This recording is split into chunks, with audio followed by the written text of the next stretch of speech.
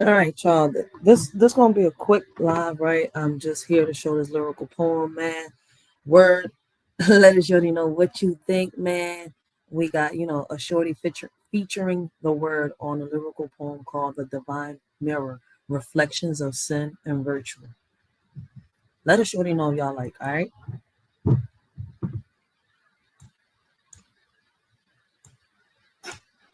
Religiously, understand the seven principles of hell. You'll understand the seven demons within you.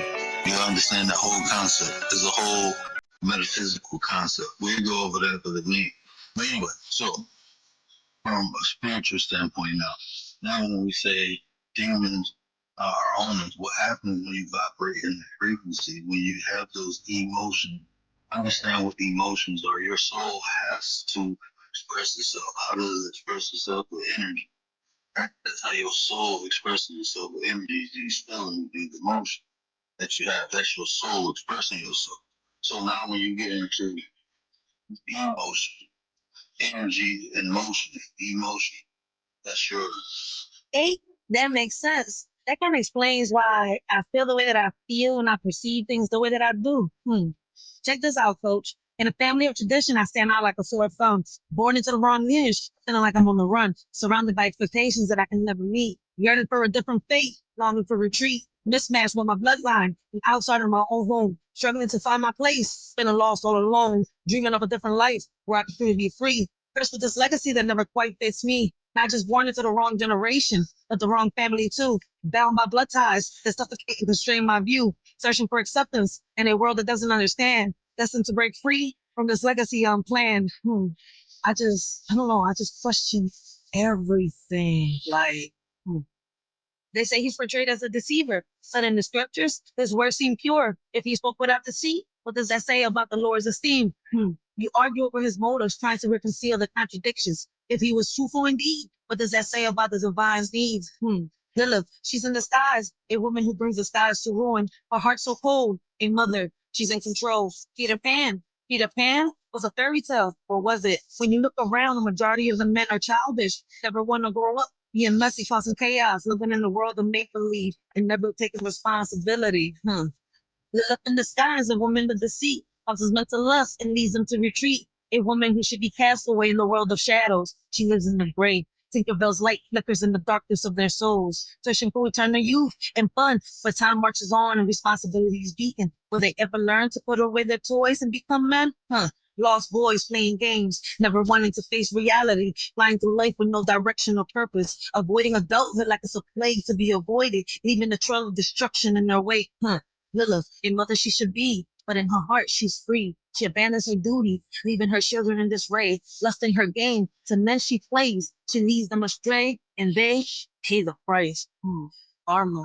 I guess people don't understand that karma can go both ways. It just depends on how, your mind perceives it. Mm.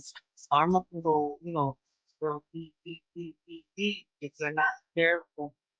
Bro, you know the missing component? Like, people think that this, again, you're working from the outside in.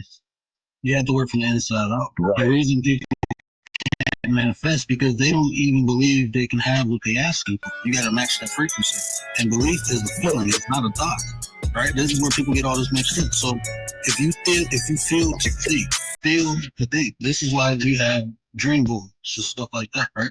They want you to look at it and use those five senses. Any practitioner teaching you how to manifest things, what do they always say? Go and put yourself around the things you want. Wow. So you can use those five senses so you can get a feeling of what the things are. So now you have a clear picture of what the things are. So now people will try to manifest and look for the object they manifesting, but they not matching the frequency of it. So what happens is the universe gives you things to build you up to matching that frequency, to your own personal belief that you even deserve what you're asking for. Yo, he's spitting some gems right there, coach. But for those of y'all in the background, man, check this out, yo. They say karma's bad, but is it true? Depending on your actions, that's how she'll come for you. She's a friend to me, but an enemy in your head. Karma brings me peace, while in your mind she spreads dread. We blame God for the problems around us, turning a deaf ear to our own mistakes. We blame the devil for our misguided actions, lost in the shadows of regret and mistakes. Elders criticize, we reveal in return. Cutting off potential, lessons unlearned. Butterflies trapped in cocoons, dreams adjourned. A cycle of disrespect, the flames still burn. Parents strive growth, children push away. Generations clash, never finding a way. In heaven in progress, the price we pay. Butterflies grounded, never to sway.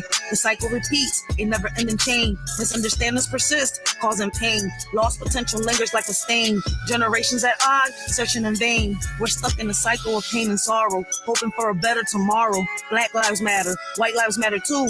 It's time to unite and break through.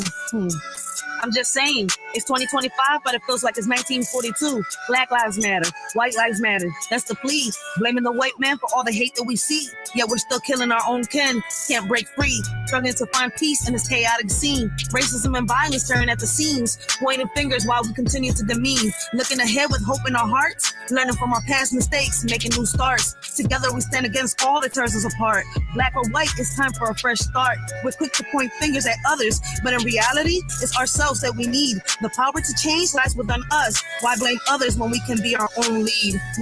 Just a little deep thought.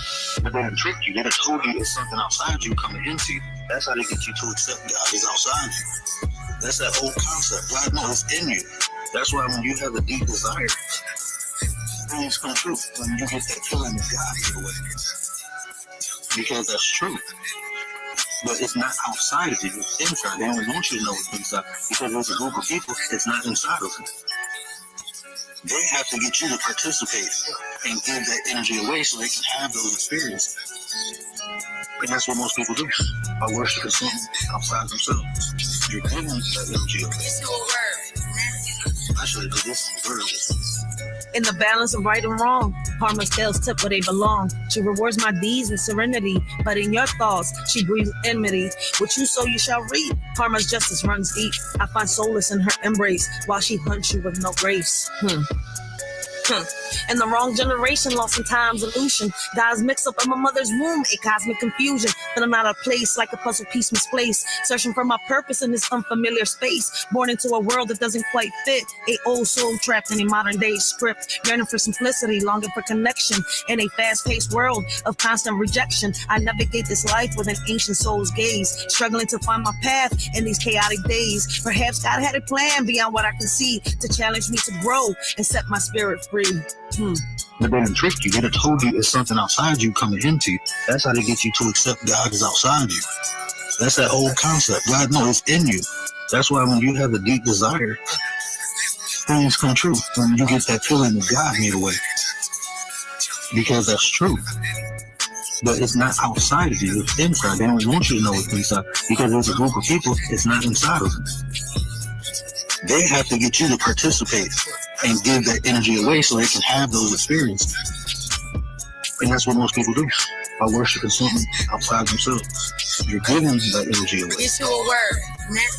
I should have did this on Thursday.